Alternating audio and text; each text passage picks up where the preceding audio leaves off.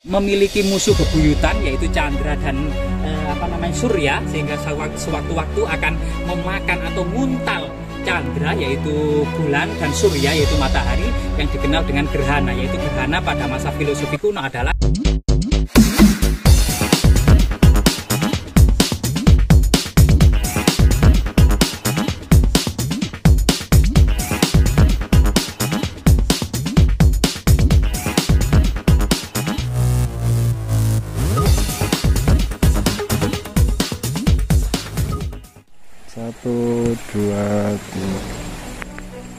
musim kemarau tidak menyurutkan kita untuk terus mengeksplorasi dan mengedukasi serta mempublikasikan berbagai macam tinggalan leluhur kita.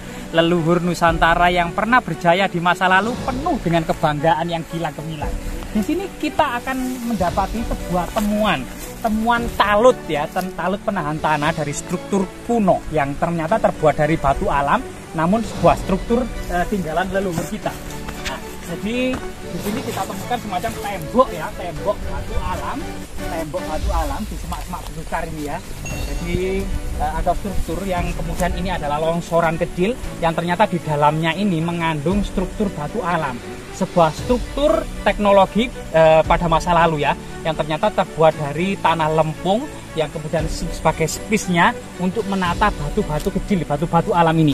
Diduga kemudian struktur tembok batu alam ini sampai sana ya, sampai dalam dan lebar yang menahan sebuah struktur yang di atasnya ada candi termegah. Candi termegah yang dijaga ular naga. Nah ini coba kita langsung ke atas saja untuk kemudian mengeksplorasi candi ini. 10 hari kemarin telah dilakukan konservasi ya, pembersihan candi sehingga candi akan terlihat kinclong-kinclong. Nah, coba kita lihat ke sana ya. Jadi nah ini jalan untuk ke lokasi candi saat ini itu masih memprihatinkan. Jalannya itu masih tanah sehingga tadi saya agak kecekluk. Nah ini coba kita ke sana ya. Kita terus menyusuri jalan leluhur kita ini. Nah ini, bayangkan sebuah situs peninggalan yang sangat monumental, jalur menuju area candi yang megah tersebut hanya dengan jalan setapak ya, dengan tanah, becek dan rumput-rumput liar. Nah ini, batu-batunya juga pating beronjol sehingga mungkin orang-orang tua dan anak-anak kecil akan tersandung terkena batu-batu besar ini ya. Nah ini. Namun siapa sangka di belakang kita ada tinggalan yang sangat monumental dan sangat bersejarah.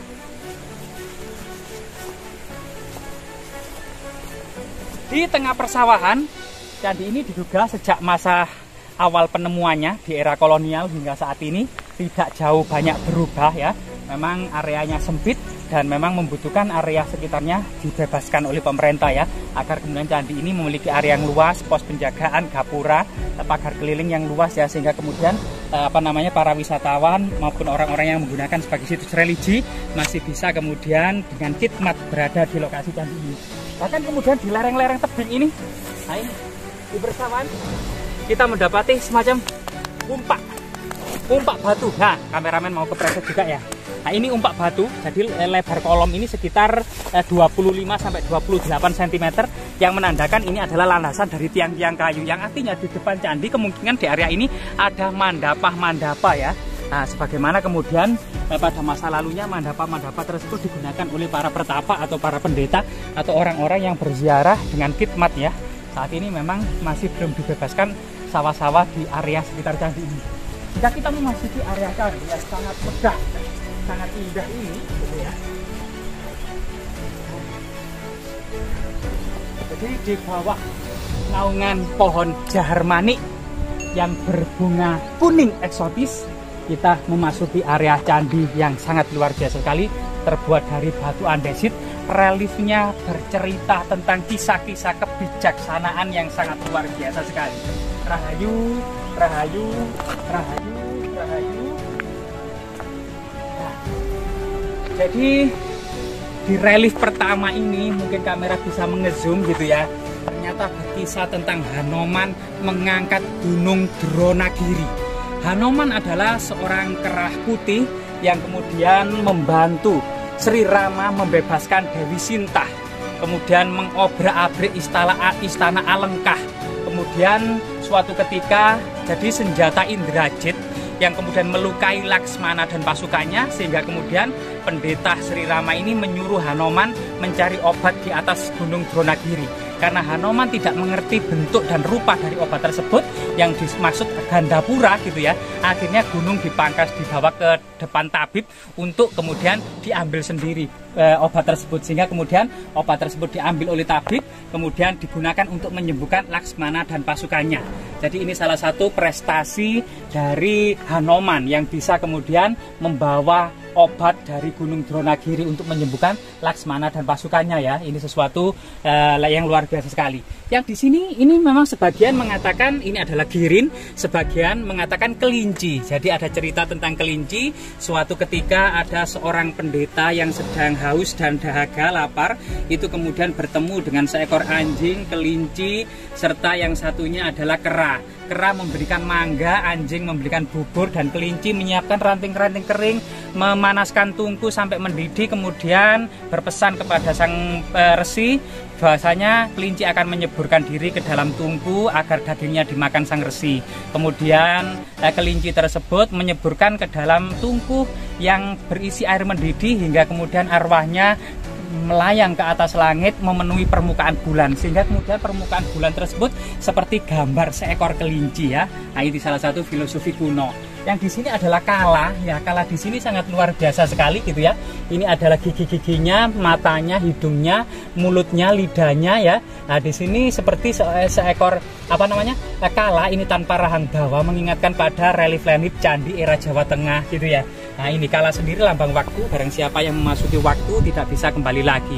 Kala ini juga diceritakan pada waktu ketika dewa meminum samudra, meminum air amerta setelah pengadukan Samudra Mantana, itu kemudian ada salah satu asura yaitu kala ini yang menyamar menjadi dewa, kemudian meminum air amerta sampai tenggorokan, senjata cakra yang dimiliki oleh Wisnu itu memenggalnya, sehingga yang tersisa hanya kepalanya atau kala ini ya.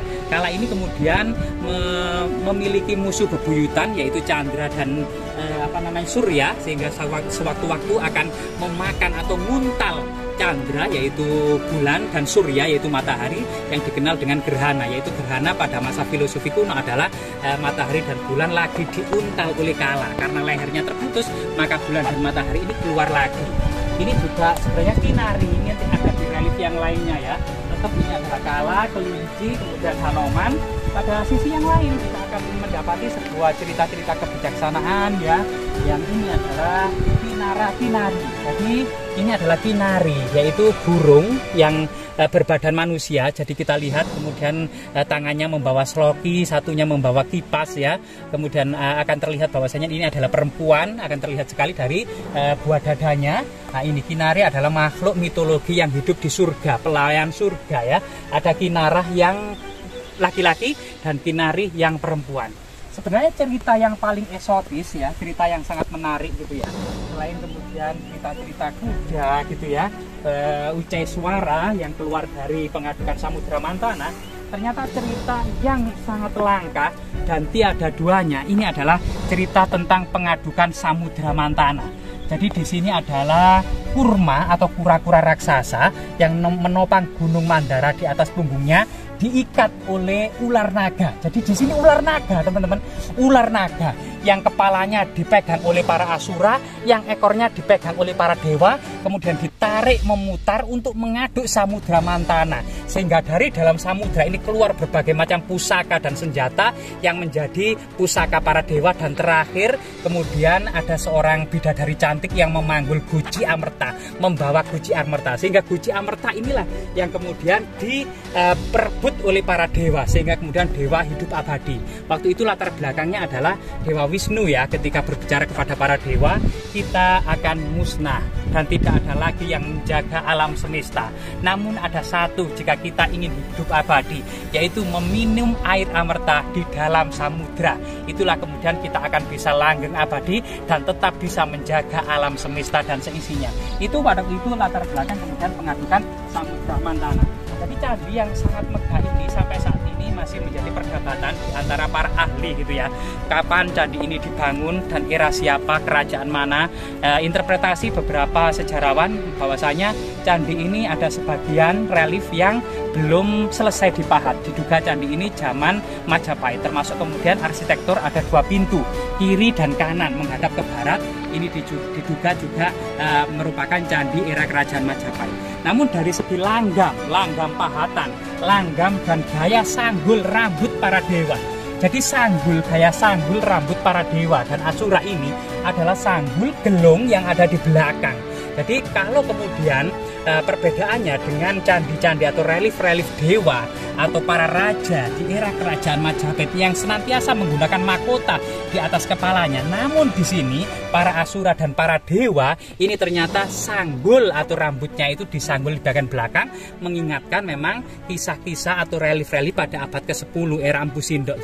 Jadi bagaimanapun juga memang ini adalah perbedaan di antara para sejarawan, namun memang ini semuanya membutuhkan kemudian sumber baru, tidak adanya sumber prasasti atau angka tahun yang ditemukan sehingga terjadi interpretasi yang sangat berkembang. Jadi candi ini bisa juga dibangun era Empu Sindok, era Kahuripan, era Kadiri, era Singosari maupun era Majapahit ya. Tergantung kemudian sumber historis maupun kekuatan dalam memahami peristiwa masa lalu, termasuk interpretasi yang ada di dalamnya.